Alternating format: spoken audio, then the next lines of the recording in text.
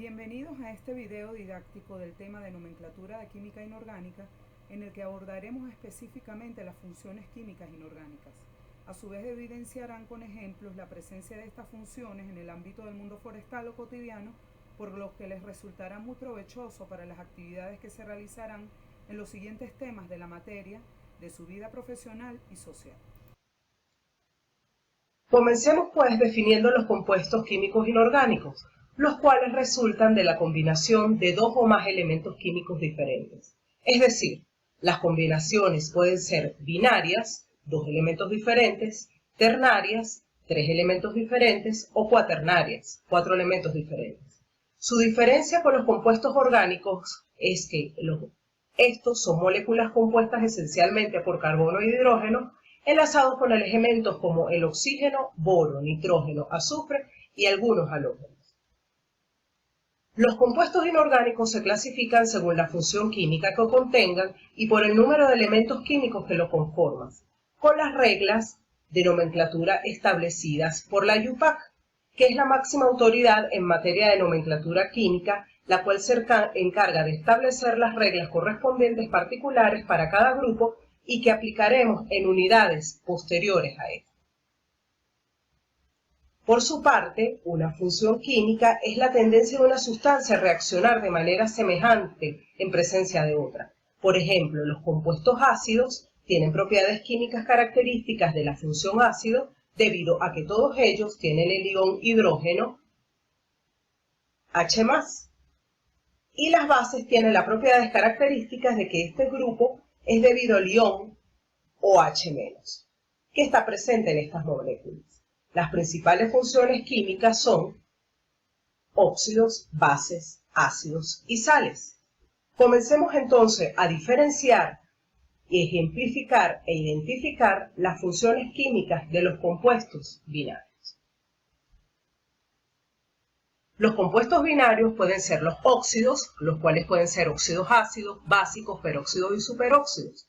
También como funciones químicas de los compuestos binarios tenemos los hidruros, es decir, hidruros metálicos, hidruros no metálicos, y las sales aloideas, todos estos compuestos que solo tienen dos elementos diferentes en su estructura molecular.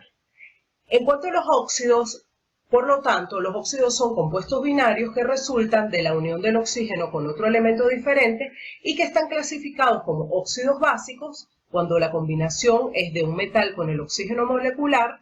Por ejemplo, tenemos el óxido de calcio, el cual contribuye en el mejoramiento de las propiedades físicas, químicas y biológicas de los suelos. Los óxidos ácidos, por su parte, son el resultado de la combinación de un no metal con el oxígeno molecular. Por ejemplo, tenemos el dióxido de nitrógeno, NO2, el cual, como ejemplo, tenemos una capa de dióxido de nitrógeno sobre Madrid, el cual es expedido por los tubos de escape de motores en base a diésel. Y los peróxidos, por su parte, son la combinación del grupo peróxido y un metal de los grupos 1, 2, 11 y 12 de la tabla periódica, y como ejemplo tenemos el peróxido de hidrógeno H2O2, el cual es el agua oxigenada comercial y que también se utiliza para blanqueador en el blanqueo de la pulpa y papel. Y los superóxidos, que son la combinación del grupo superóxido y un metal alcalino o alcalino térreo. Como ejemplo tenemos el superóxido de potasio, y el cual es utilizado en trajes antiincendios, ya que este tiene la capacidad de absorber CO2 y producir oxígeno. Otro tipo de compuestos binarios son los hidruros. Estos compuestos resultan de la combinación del hidrógeno con otro elemento. Los hidruros metálicos resultan de la unión del metal con el hidrógeno molecular, por ejemplo, el hidruro de litio, en donde el litio es el metal y el hidrógeno es el compuesto que le da el nombre de hidruro.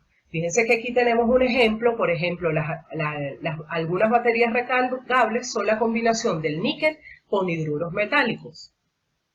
También los hidruros no metálicos resultan de la combinación del hidrógeno molecular con los no metales de menor electronegatividad.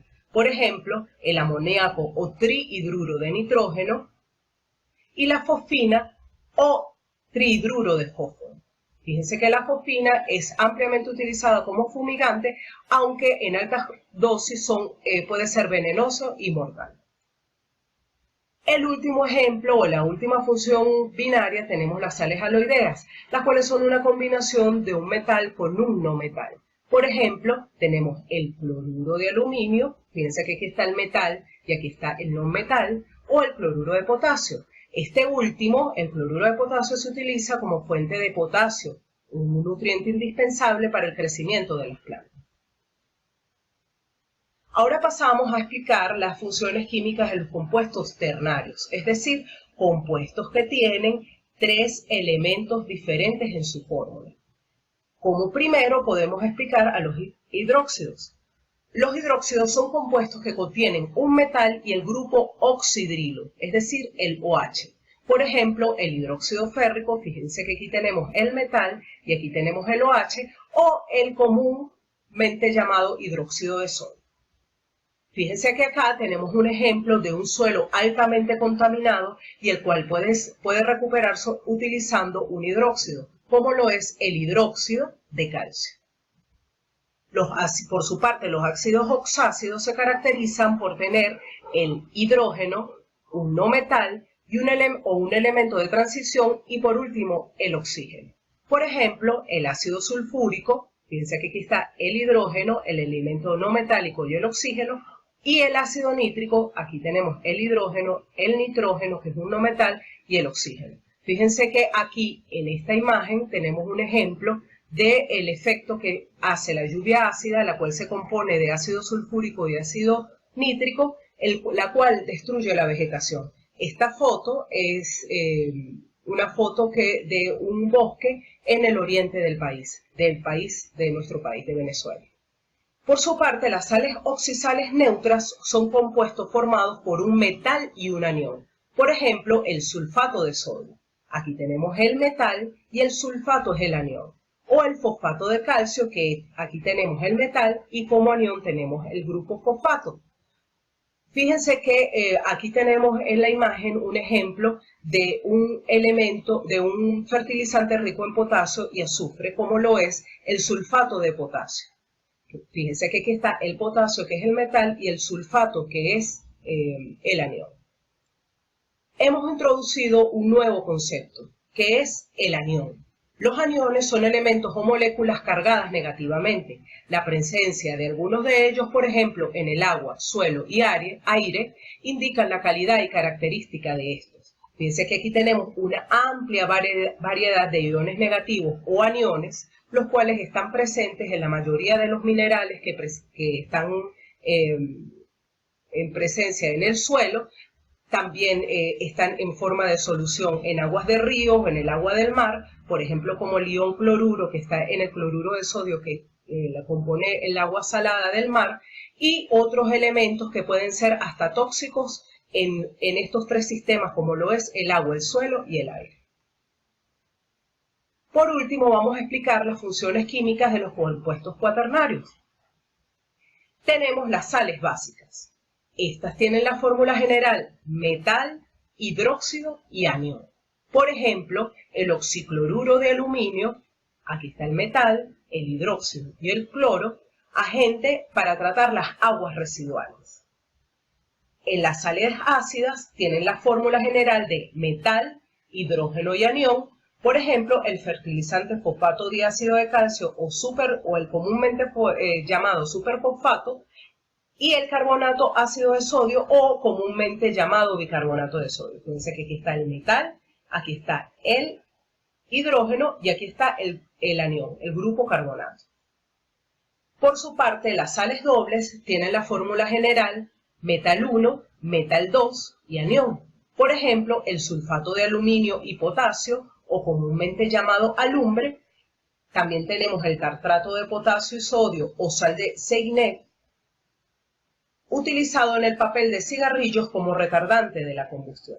Como pueden ver, entonces tenemos 3 grandes grupos en donde los compuestos inorgánicos pueden ser binarios, pueden ser terciarios o pueden ser cuaternarios y pueden ser fácilmente identificados, pueden ser fácilmente diferenciados mediante algunas fórmulas y con alguna nomenclatura que estudiaremos más adelante y donde aprenderemos tanto a nombrarlos como a escribir.